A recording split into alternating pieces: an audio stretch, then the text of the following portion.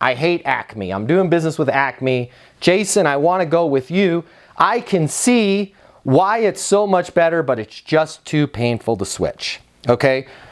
First off, not my first rodeo, and I'm not saying that person's lying to you, but a lot of times when you start to hear things like that, hey, I really want to go with you, but it's too painful to switch. Jason, man, we are ready to go on this, just don't have the budget right now, right? When you start hearing things like that, like I love you, but that's somebody that might not, and I'm not saying all the time, but that's somebody that might not have the courage. That's the it's not you, it's me way of breaking up with somebody. They don't have the courage to be honest with you about, hey, it's the fact that you drive a, monster truck. I'm just not into monster trucks, okay? Sorry. They don't want to be honest with you. So they'll be like, man, I love it. I love the truck. Wish I could hang out with you, but I'm moving to Sitka, Alaska. So when they say something like, hey, I really hate where I'm at right now. I hate the software that I have right now. I totally see the benefit in moving to you guys, but it's just too painful to switch.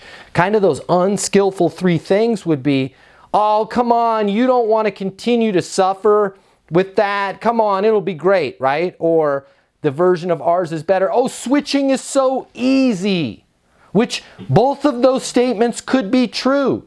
Most chances they are. But when somebody says something like that and we just push back with a witty and clever answer, right? It doesn't get us where we need to be. Or the version of that on what can I do to get your business, be like, well, how can I make this switch easy for you, right? What we need to do is we need to get comfortable and go, hey, I totally get it, right? Can you kind of, when you say it's too painful to switch, it sounds like, right? Put a label on it. It sounds like, it seems like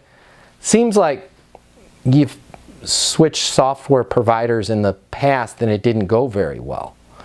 Yeah. Can you kind of walk me through a specific example of how that was happening?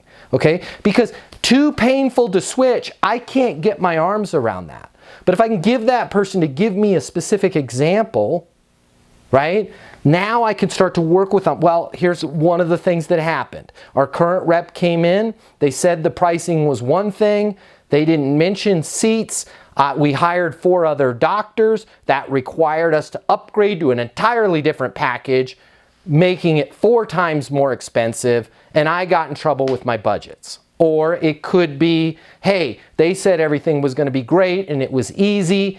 I signed up, didn't hear from them. Right? It literally was almost like beep, boop, boop. You've reached a number that's been disconnected when I went and called my rep. I don't know what happened to my rep. I don't know if he died, moved to Mexico, went to rehab, never heard from the rep again. Right? Now you're having a conversation, right? Because of the fact that you said you've had some difficulties with the rep, and I get it. Totally makes sense. Would it help if we wrote into the contract that I would be here on site for the installation or whatever the solution is? But until you get down to the heart of that matter, you're never going to find that out.